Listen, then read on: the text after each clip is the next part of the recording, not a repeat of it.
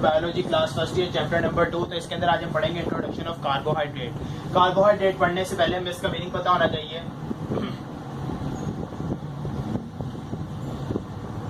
Hydrated carbon,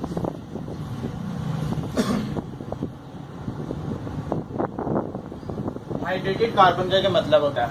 hydrated यानी कि water, जिसके अंदर हाइड्रोजन, ऑक्सीजन और ये कार्बन, ठीक हो गया। यानी कि जिसके अंदर कार्बन जौन सा हो वो सराउंड हो हाइड्रोजन और ऑक्सीजन के साथ, उसे हम कहते हैं कार्बोहाइड्रेट, ठीक हो गया। यानी कि कार्बोहाइड्रेट के जो फॉर्मूला भी अगर हम देखेंगे आगे जाके तो उसके अंदर भी हाइड्रोजन प्रेजेंट होगा, ऑक्सीजन प्रेजेंट होगा और कार्बन तो वैसे ही प्रेजेंट होगा, ठीक हो गया। अब सबसे पहले इसकी डेफिनेशन की आपकी किताब से देखते हैं। The word carbohydrate literally means hydrated carbon. They are composed of the carbon, hydrogen और oxygen and the ratio of hydrogen and oxygen is the same as in water. और इनके अंदर जो सी हाइड्रोजन और ऑक्सीजन की जो ratio होती है वो दोनों सेम होती है, ठीक हो गया। जैसे कि वाटर के अंदर इसकी रेशियो मतलब कि 2 है और यहाँ पे 1 होती है, 2:1। इसी तरह ही ये जो जितने भी कार्बोहाइड्रेट्स होंगे उनके अंदर भी रेशियो वाटर के मुताबिक ही होगी, ठीक हो गया। फिर इसके बाद the general formula is C6H2OY where X is the whole number from 3 to many thousand where Y may be the same or different whole number।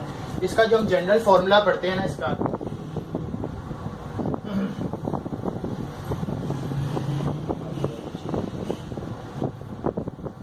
होता है CXH2OY। यानी कि इसके अंदर वो कह सकते हैं, कह रहा है कि जो x की वैल्यू होगी ना, जो ये वेरिएबल है, इसकी वैल्यू जो सी होगी वो 3 to many thousand हो सकती है, 3 to many thousand। यानी कि 2 1 से नहीं शुरू होता है, हमेशा 3 से वेरिएबल जितने मर्जी हजार तक आप ले लें ये, और y की वेरिएबल इनवेरिएबल होता है, यानी कि इसकी कोई भी अमाउंट हम ले सकते हैं इनवेरिएबल, यानी कि वेरी करता रहता है, ठीक हो गया, ठीक हो गया। फिर इसके बाद इसकी डेफिनेशन हम देखते हैं।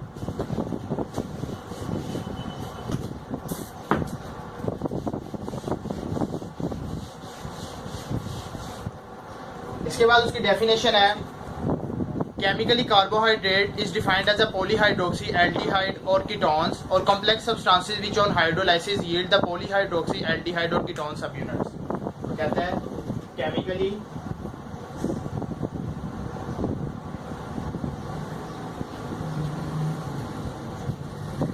carbohydrates are the aldehydes or ketones which on hydrolysis yield polyhydroxy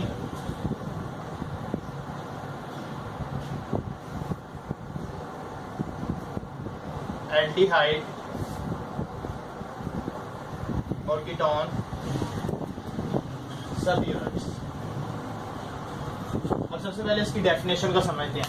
यानी कि कार्बोहाइड्रेट जो होते हैं वो एल्डिहाइड्स और कीटोन्स होते हैं, यानी कि जितने भी कार्बोहाइड्रेट्स होंगे उनके अंदर जो स्ट्रक्चरल फार्मूला या केमिकल फार्मूला होगा वो सिर्फ एल्डिहाइड का हो सकता है या कीटोन्स का हो सकता है। एल्डिहाइड का देखते हैं, CnH2n+2 होता है, ये एल्डिहाइड का होता है, और कीटोन का CnH2nO। ये एल्डिहाइड क्या है?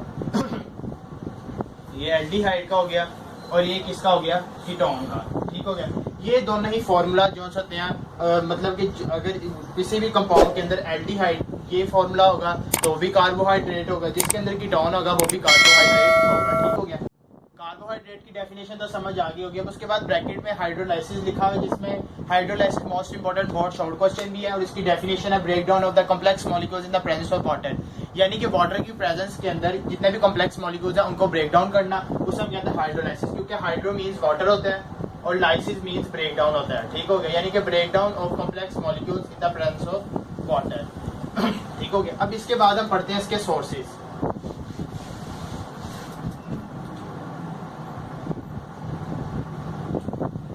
अब वो कहते हैं कि सोर्सेज क्या है इसके। सबसे पहले तो इसका जो सोर्स इसने बताया वो है ग्रीन प्लांट्स,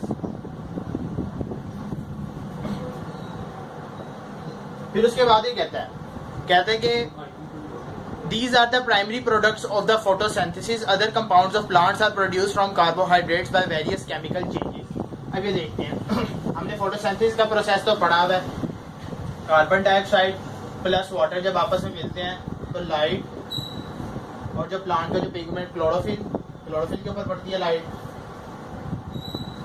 तो ग्लूकोज बनता है C6H12 O6 plus water plus oxygen, जिसके अंदर जो वाटर जो सा होता है वो बाई प्रोडक्ट होता है, यानी कि रॉ मटेरियल भी होता है, इसमें हम कहेंगे, ठीक हो गई, यानी कि इस्तेमाल भी हो रहा है और एंड पे रिलीज भी हो रहा है एज अ प्रोडक्ट के तौर पर। और ये जो सा ग्लूकोज जो सा दे रहे हैं, ये ग्लूकोज ही क्या होती है, कार्बोहाइड्रेट होती है, क्योंकि इसके अंदर कार्बन होती है, हाइड्रोजन होता है, ऑक्सीजन होता है, ठीक हो गया। अब इसी जब प्लांट की फूड होती है ग्लूकोज, जब ये ग्लूकोज बनती है ना, तो फिर बाद में इसमें वेरियस केमिकल चेंजेस आएंगे और प्लांट अपनी खुराक इससे लेगा, ठीक हो गया। ये इसके सोर्सेज थे। अब इसके बाद सबसे पहले इसकी अक्रेंस है। अक्रेंस में क्या लिखा हुआ है, carbohydrates occur abundantly in all living organisms, यानी कि लिविंग ऑर्गेनिजम्स के अंदर कार्बोहाइड्रेट प्रेजेंट होते हैं ज्यादा से ज्यादा, ठीक हो गया। क्योंकि अगर हमारा कोई भी मिनरल, विटामिन वगैरह, ये कार्बोहाइड्रेट, लिपिड वगैरह की अमाउंट कम हो जाए तो हमारी बॉडी में वेरिएशंस भी आ सकती हैं, ठीक हो गया। फिर उसके बाद they are found in all organism and in almost all parts of the cell, यानी कि जितने भी सेल्स वगैरह होते हैं उनके अंदर कार्बोहाइड्रेट बहुत अहम रोल करता है, अदा करता है, ठीक हो गया। फिर उसके बाद सेल्यूलोज ऑफ वुड, आपको पता है कि जो प्लांट की जो सेल वॉल होती है वो सेल्यूलोज होती है या लिग्नाइन, ठीक हो गया। और ये भी जो सी मिलकर बनी होती है, ये भी कार्बोहाइड्रेट से मिलकर बनी हुई होती है, ठीक हो गया। सेल्यूलोज ऑफ वुड, यानी कि जो लकड़ी वगैरह की जो सेल्यूलोज होती है, cotton and paper, starches present in the cereals, यानी कि दालों वगैरह में जो स्टार्च वगैरह प्रेजेंट होती है वो, रूट ट्यूबर्स, यानी कि ऐसी सब्जियां जिनके रूट्स वगैरह निकली हों वो। फिर उसके बाद केन शुगर, यानी कि गन्ने वगैरह, मिल्क शुगर और all examples of the carbohydrates, ये तमाम मिसालें जो से कार्बोहाइड्रेट्स की हैं, ठीक हो गया। फिर उसके बाद कार्बोहाइड्रेट के फंक्शंस। अब फंक्शंस में इसने क्या बताया, कहते हैं carbohydrates play both structural and the functional roles, यानी कि कार्बोहाइड्रेट स्ट्रक्चर यानी कि बॉडी का स्ट्रक्चर भी बनाता है, और अगर कार्बोहाइड्रेट हमारी बॉडी में प्रेजेंट होगी तो हम इससे अपने फंक्शंस भी परफॉर्म कर सकते हैं, ठीक हो गया। अब simple carbohydrates are the main source of the energy in the cells, यानी कि वही बात होगी कि कार्बोहाइड्रेट्स का मेन मकसद क्या होता है कि सेल को एनर्जी फ्राहम करना, आगे सेल से आगे पूरी बॉडी लिविंग ऑर्गेनिज्म में पूरी एनर्जी ट्रांसफर होना, ठीक हो गया। Some carbohydrates are the main constituents of the cell wall in plants and the micro organism, यानी कि कार्बोहाइड्रेट्स वही के सेल वॉल, जितने भी प्लांट्स और माइक्रो ऑर्गेनिजम्स वगैरह की जितनी भी सेल वॉल वगैरह होती हैं उन सब के अंदर कार्बोहाइड्रेट का एक अहम रोल होता है, ठीक हो गया। फिर उसके बाद carbohydrate in the cell combine, अब कहते हैं कॉन्जुगेशन ऑफ कार्बोहाइड्रेट्स, यानी कि कार्बोहाइड्रेट कैसे दूसरे मॉलिक्यूल्स के साथ कॉन्जुगेट करता है और उससे आगे कौन से नए कॉम्प्लेक्स मॉलिक्यूल्स बनते हैं। अब हम कार्बोहाइड्रेट की कॉन्जुगेशन के मुतालिक पढ़ेंगे, कॉन्जुगेशन ऑफ कार्बोहाइड्रेट्स, यानी कि कार्बोहाइड्रेट्स के दूसरे मतलब के प्रोटीन्स, लिपिड्स वगैरह के साथ मिलकर आगे कौन से कंपाउंड्स बनाता है। अब देखते हैं कि कार्बोहाइड्रेट्स जब प्रोटीन्स के साथ मिलेगा तो एक ग्लाइकोप्रोटीन बनाएगा,